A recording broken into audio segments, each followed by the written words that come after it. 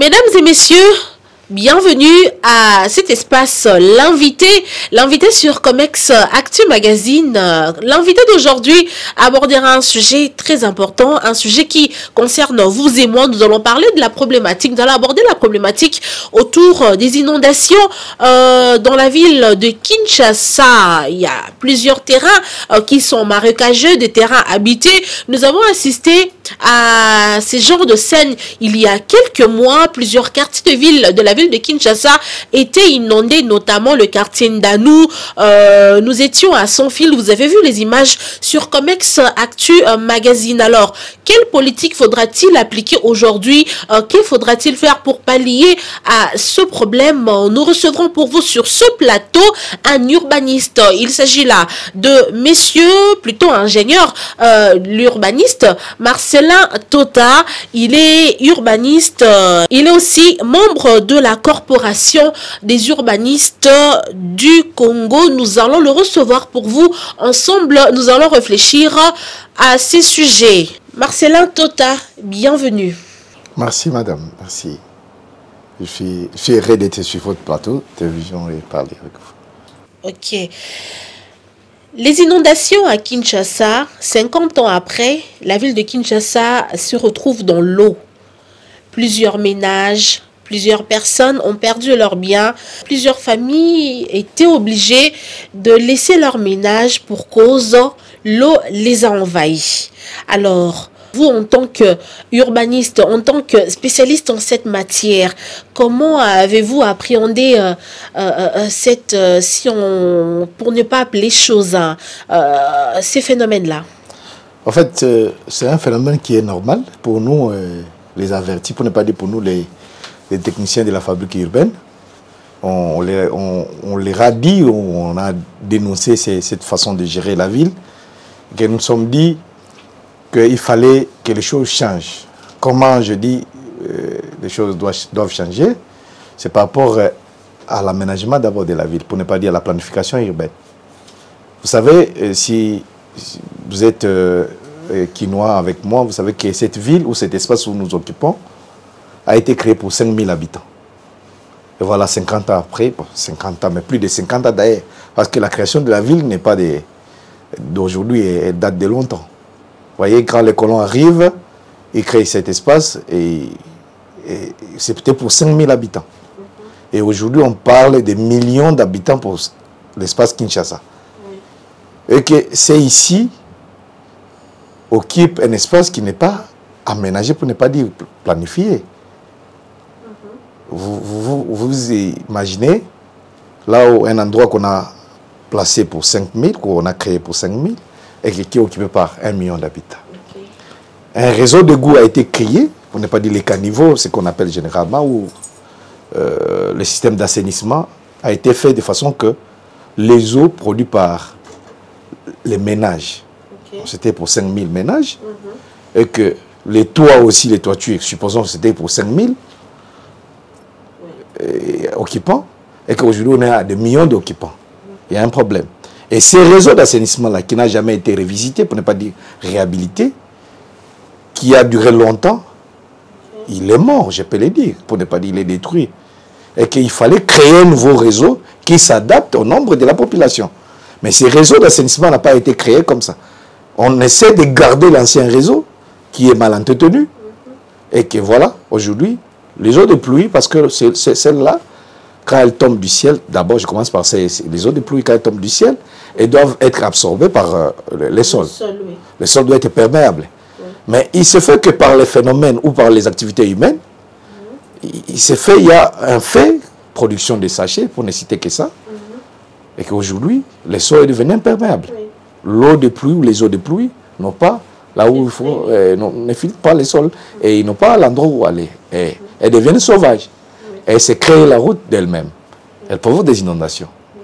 En dehors de cela, avec les changements climatiques que nous vivons actuellement, parce qu'il y a tellement de pollution au monde, avec les pays industrialisés que nous subissons, et que ces changements climatiques créent un problème où il y a les débordements de cours d'eau, en fait, pour ne pas dire les rives d'eau sont débordées. Pourquoi?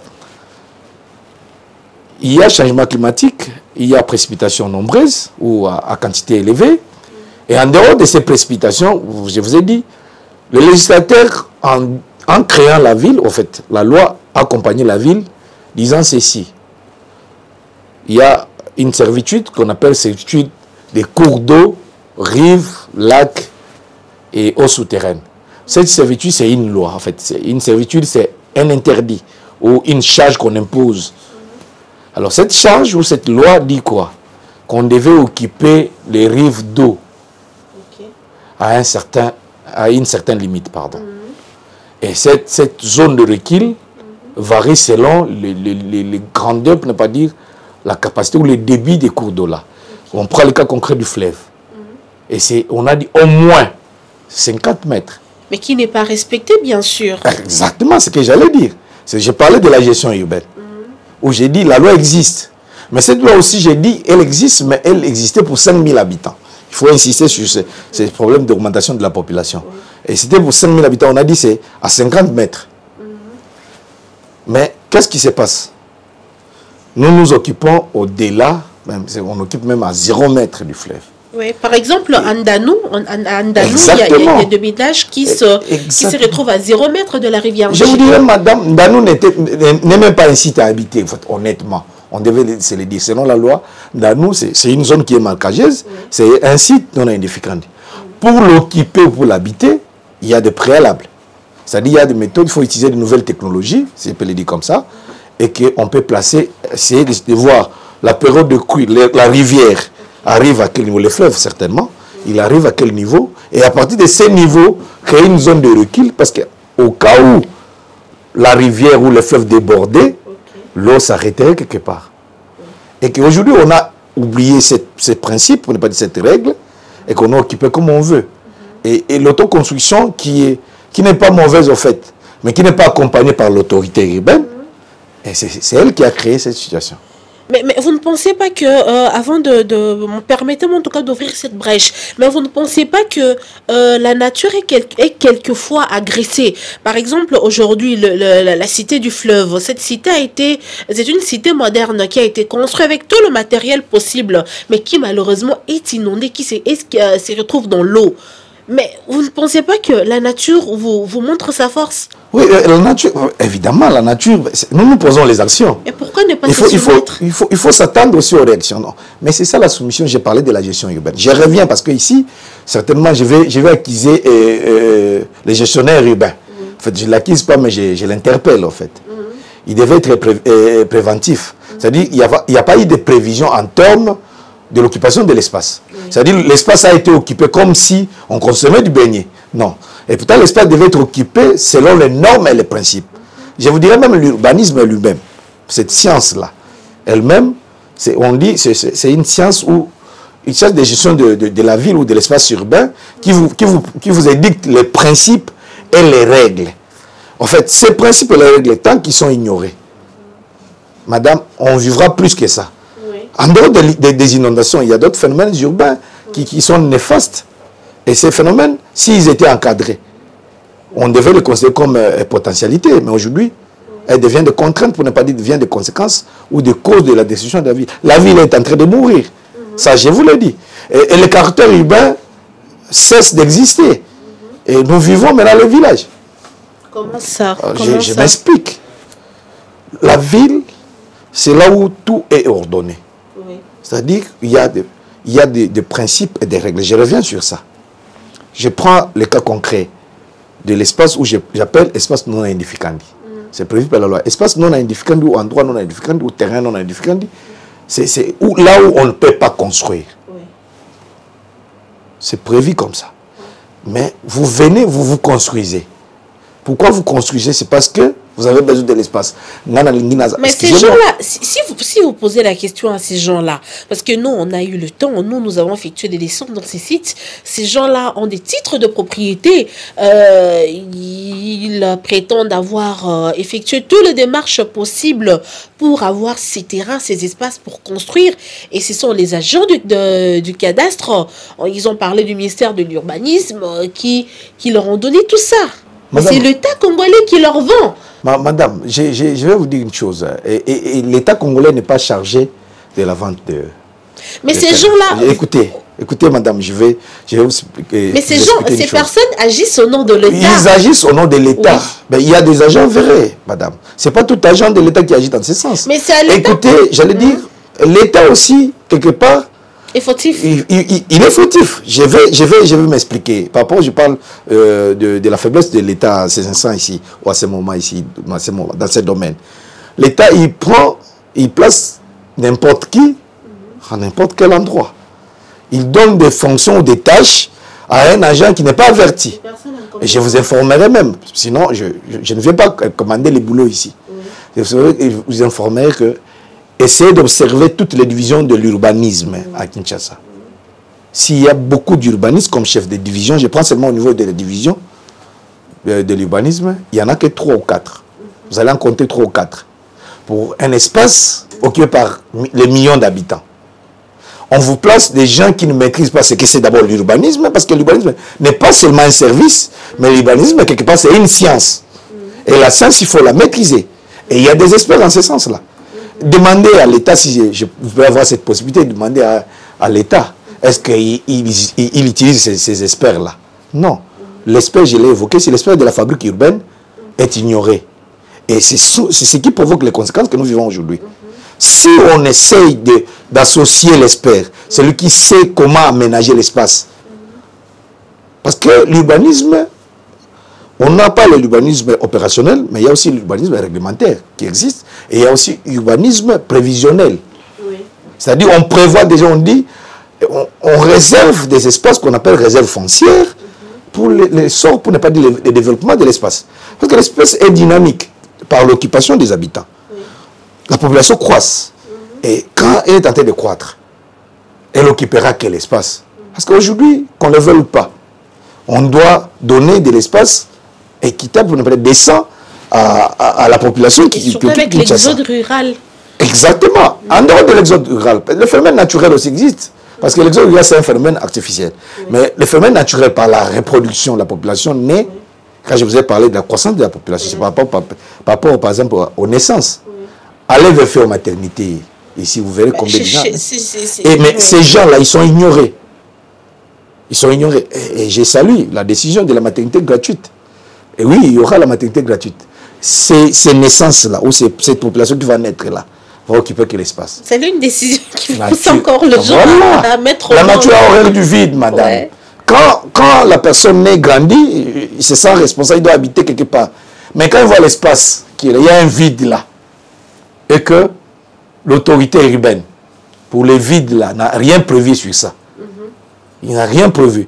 Mais qu'est-ce qu'il dit? Mais moi, je suis né à Kingaboua, où je suis né à Limité, je parle de Limité, par exemple, résidentiel. Il se trouve que Limité résidentiel est saturé, il n'y a plus d'espace. Il essaie de pallier quelques mètres pour arriver à Limité Kingaboua. Et il occupe Kingaboua. Mais au lieu que l'État qui est censé veiller à la bonne gestion de l'espace, d'interpeller la personne, il n'est pas adéquat, il n'est pas convenable pour vous d'habiter cet espace, l'État laisse faire. C'est pourquoi j'ai évoqué les agents véreux.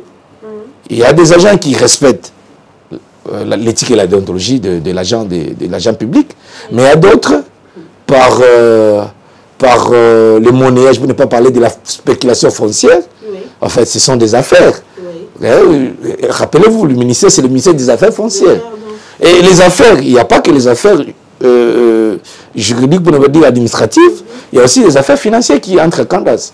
Et la population, qu'est-ce qu'elle fait? Ou l'agent, qui n'est pas aussi quelque part bien payé. Je ne vais pas plaider pour que je ne suis pas le membre du syndicat des agents de la fonction publique.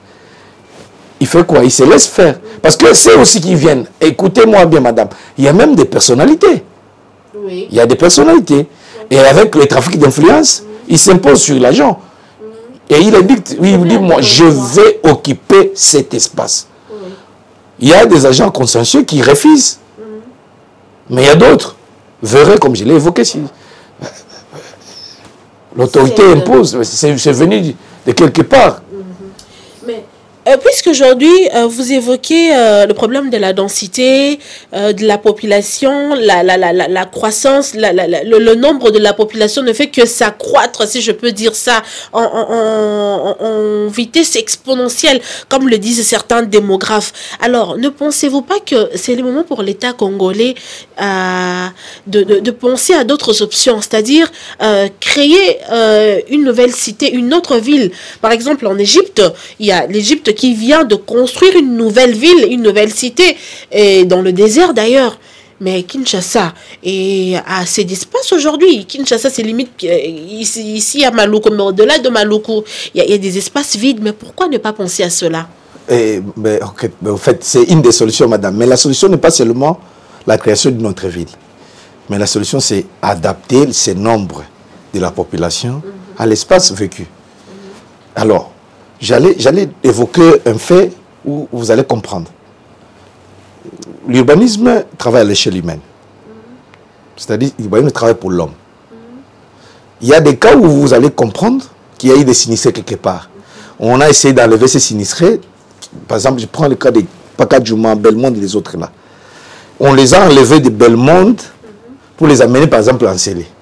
Ils sont partis. Il n'y a pas l'eau, il n'y a pas du courant, il n'y a pas de route. Il n'y a même pas du travail lié à leur quartier là-bas, ou proche de leur quartier. Qu'est-ce qu'ils ont fait? Ils sont rentrés à Pakadjoum. Et créer une autre ville, ce n'est pas remédier à la situation actuelle. Mais pour remédier à dans les normes qui vont répondre aux normes. Oui. C'est pourquoi j'ai parlé de l'adaptation. Actuellement, on parle de la résilience urbaine. Il faut que la ville se résilie d'abord elle-même. Et quand je parle de la ville ici, en termes d'institutions urbaines, et ces institutions urbaines devaient penser à la résilience, c'est-à-dire repenser la ville. Adapter ce qui est ou ce qui existe par rapport aux occupants. Et c'est facile pour nous les urbanistes de le faire. Certainement, ce qui va demander les moyens. On risque d'avoir des projets éléphants, pour ne pas dire éléphantesques, parce que vous allez les créer, l'État va consommer son argent, il va utiliser son argent quelque part, pour que les villes ne seront pas habitées.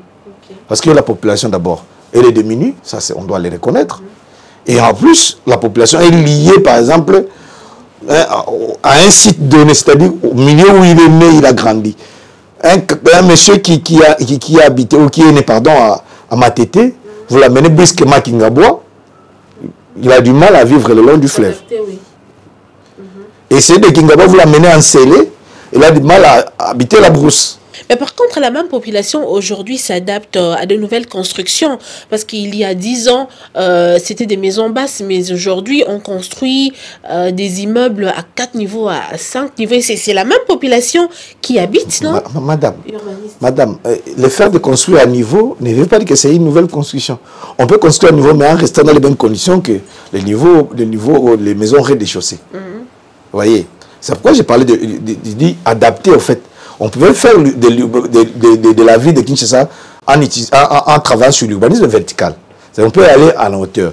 On va monter, oui, construire des immeubles, mais quelqu'un qui est habitué à Kingasani, par exemple, quelqu'un qui est habitué, Maman Jacques, comment ça va? Comment ça? Vous le placez là-bas sans, par exemple, l'ascenseur. Vous le placez au 10e niveau, par exemple. Cette dame ne sera pas là où cette maman ne vivra pas mieux que au niveau où elle vivait, le niveau bas que vous avez évoqué là. Le problème, c'est quoi?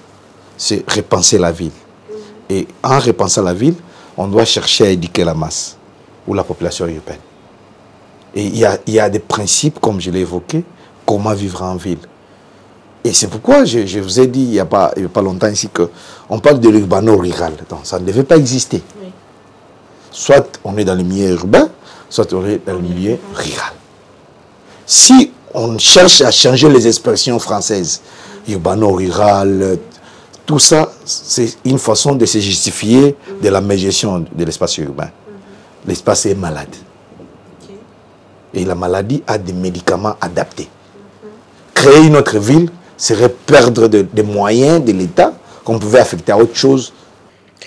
Mais par exemple, pour Kinshasa aujourd'hui, Kinshasa qui est surpeuplé, urbaniste Marcelin, faudra-t-il commencer par où? Parce que si vous allez là-bas à Kingabois, et vous allez à Tchangou. Mais c'est catastrophique. Exactement.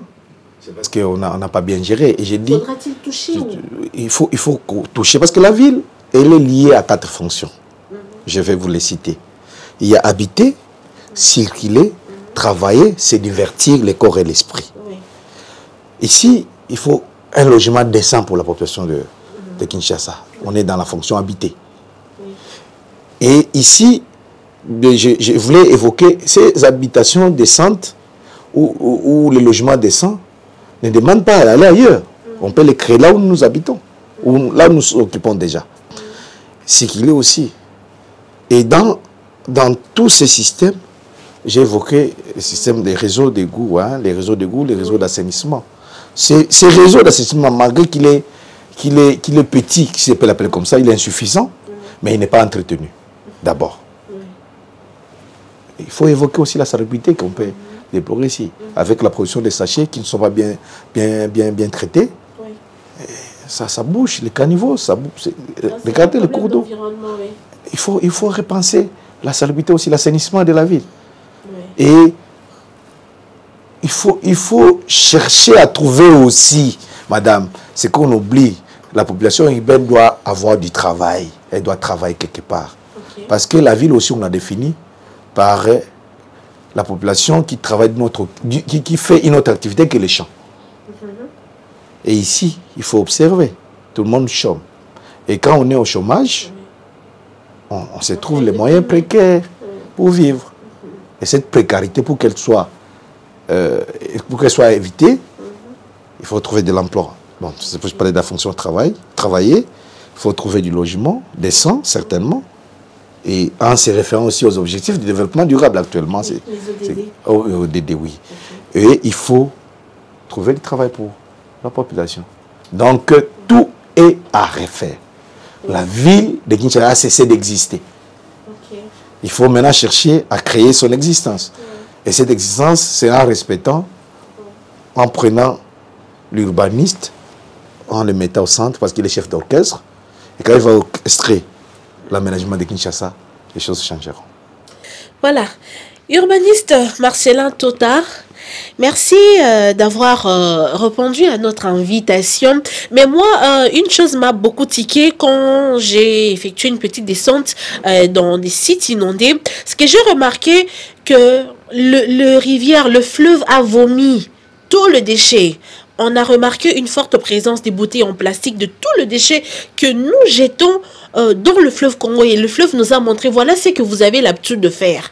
Vous me faites du mal, vous m'agressez. Donc nous agressons l'environnement. Je pense que il faudra vraiment une bonne politique de gestion de la gestion de la ville de Kinshasa, et c'est quelque chose qui sera amené par le prochain gouverneur, qui sera élu bientôt pour ne pas parler de jour, un mois, on ne sait pas, mais le nouveau gouverneur en tout cas doit amener une bonne politique de la gestion de la ville de Kinshasa pour éviter toutes ces choses-là, éviter cette pollution. Donc nous polluons l'eau, donc nous polluons tout à Kinshasa. Voilà. Alors, urbaniste Marcellin Tota, un mot de la fin. C'est la toute première fois pour nous de vous inviter sur ces plateaux, mais pas du tout la dernière, parce qu'il y a beaucoup de sujets, il y a beaucoup de matières à traiter en ce sens-là. Un mot à la population et à toutes ces personnes qui vous ont suivi. Merci. Je voulais parler à la population urbaine. Oui. Pour ne pas dire... en fait, je suis urbaniste. Bon, il peut y arriver que on soit dans le milieu rural, parce que la plupart des villes sont leur embryon était les villages. Oui. En fait, mais moi je suis expert de la ville, donc je suis là pour expert de la fabrique urbaine. Vous avez horreur de tout ce qui est rural. Le rural n'est pas mon ami. Oui. Alors, je suis l'ami, pour ne pas dire le créateur même de l'urbain, en fait. Oui. Alors, il ne suffit pas de dire au gouverneur de faire, mais il faut dire, par exemple, à la politique en général, pour ne pas dire l'autorité étatique, d'associer les techniciens de la fabrique urbaine à cette évolution spatiale. Sinon, nous allons pleurer et nous allons perdre des vies, et même en termes de matériel, nous allons connaître des pertes énormes. Pourquoi? Parce que ce que nous avons soumis à la nature et la nature nous a remis. Et voilà, aujourd'hui, nous subissons les réactions que la nature a provoquées. D'où il faut repenser l'espace urbain congolais en général, plus précisément la ville de Kinshasa. Ok, merci beaucoup. Je rappelle que vous êtes urbaniste et membre de la corporation des urbanistes congolais, CUC en sigle. Vous êtes ingénieur Marcellin Tota. Merci d'avoir répondu à notre invitation. Merci, madame. Merci Henrix Zola derrière la caméra, José Kayembe à la technique, un grand merci à notre déchet Kokongobé, un grand merci à vous fidèles téléspectateurs de Comex Actu Magazine. N'oubliez pas de partager, de liker, de commenter nos vidéos. Les rendez-vous est pris très prochainement, toujours sur cette chaîne. Au revoir.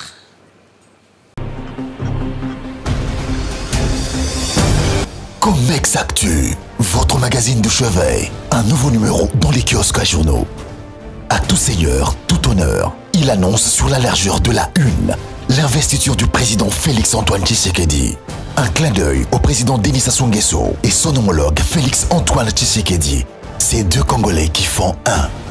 Les relations entre ces deux républiques sœurs sont au beau fixe et ont presque tout en commun. Le fleuve, le peuple, le tout y à lire dans cette édition de janvier. Autre titre, PCR. Pacte pour un Congo retrouvé. Une nouvelle alliance pour Fachi 2. Tony Chikukankou. Ensemble, réalisons le défi du développement de la RDC en accompagnant le chef de l'État, Félix-Antoine Tshisekedi. Vital Kamere, le PCR. Renforcement à la cohésion. Faire monter les valeurs. Mettre la main à la pâte, comme le veut le président Félix-Antoine Tshisekedi. Jean-Lucien Boussa Tongba, déclinons la vision de Fachi et concilions les intérêts de notre peuple en mettant une croix sur l'immobilisme et le dilettantisme déconcertant. Julien Paluku Kaonga, mettons à l'avant-plan un système de bonne gouvernance en transformant les grandes idées de Fachi en un système de bonne gouvernance. Comex Actu, il revient sur le pseudo-mariage entre le septangénaire Pierre Casse et la jeune fille Meda. Pour faire échec à cet acte funeste, Media Women 4 monte au créneau avec un mémorandum sollicitant l'implication du président de la République et de la ministre de la Justice. Comex Actu, c'est aussi vivre en image l'inauguration par le président Félix-Antoine Tshisekedi du CHUR, Centre Hospitalier Universel Renaissance ex-Mamayemo. Le docteur Jean-Paul Divengi en assume méticuleusement la gestion lui confiée par Fachi. Les pages noires de Comex Actu. Cédric Oba, le présent absent, 25 ans après, la famille Oba l'a témoigné lors d'une messe d'action de grâce. Le quart de siècle n'a rien effacé de la mémoire familiale. La mort n'arrête donc pas l'amour. Cannes 2024, les léopards poursuivent allègrement le parcours. Congo, Kid 2 pour surveiller le fleuve. Les blagues de Bangou, signé Herman Amissi, dit Daddy et Kofi de Brazzaville. Lisez et faites lire votre magazine Comex Actu.